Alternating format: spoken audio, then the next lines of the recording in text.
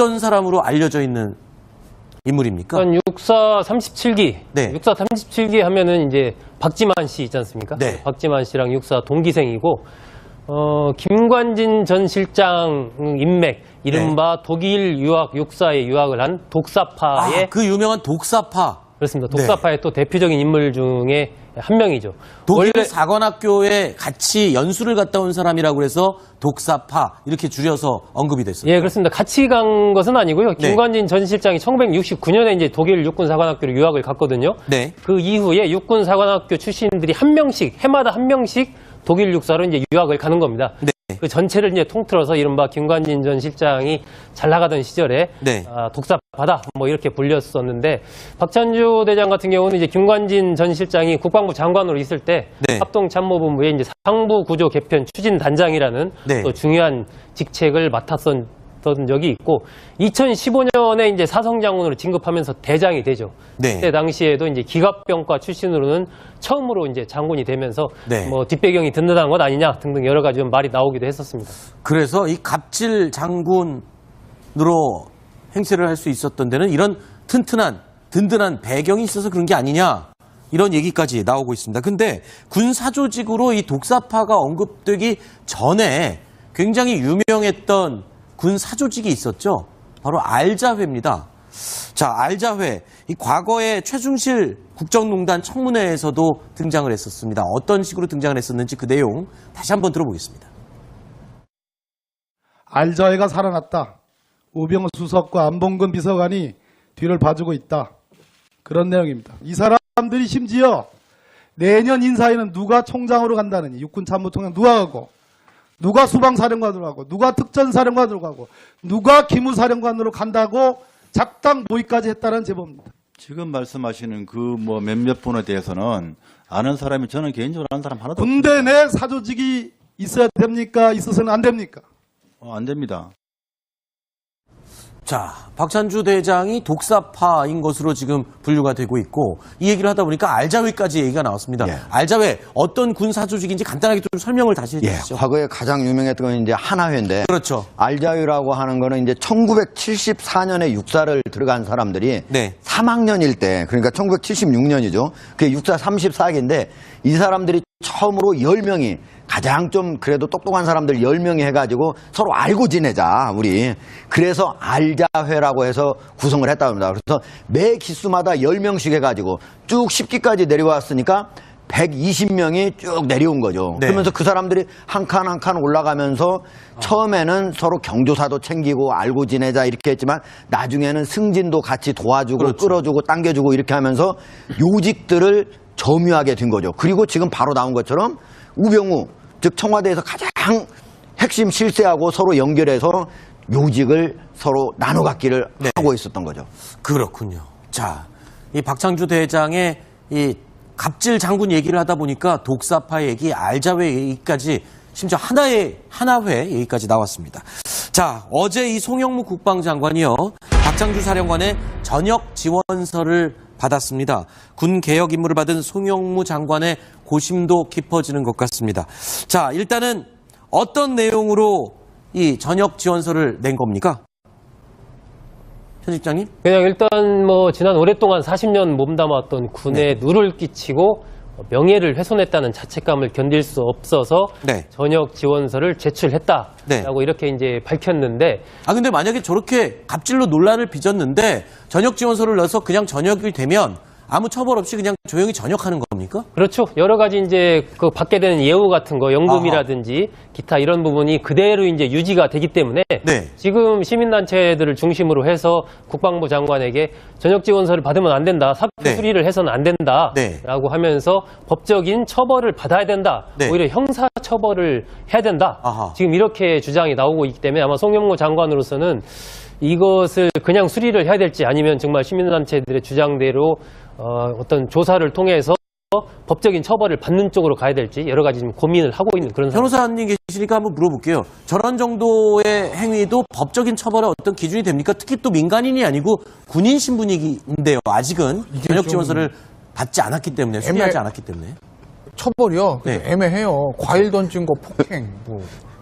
그쵸. 손톱 주술. 손톱 주신 거를 뭐 죄를 물을 수도 없는 거고. 그다음에 뭐죠? 그 뭐 칼 이렇게 딱 꽂았다면서요. 네. 그거 특수 협박, 위험한 물건, 칼, 흉기니까. 뭐 그런 거. 그다음에 포괄적으로 이제 직권남용의 문제가 있죠. 그러니까 의무 없는 일을 시키는 거. 예를 들면 이런 게 있거든요.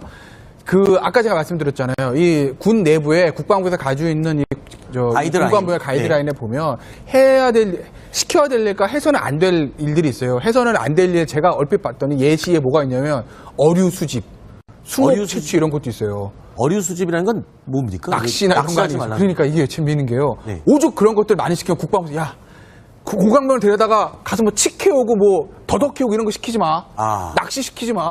조개 캐놓고 시키지 마. 이렇게 하라고 하는 거 아니겠어요? 네. 그러니까 그런 게까지 나와 있는 건데 여기 이제 해서는 안 될 그 사적인 이름을 쓰지 말라고 가이드라인이 돼 있음에도 불구하고 저기 이 박찬주 장군 부부가 그렇게 시켰다고 하게 되면 해서는 안 될 일을 시키는 거잖아요. 그렇죠. 안 해도 되는 일을 시키는 거잖아요.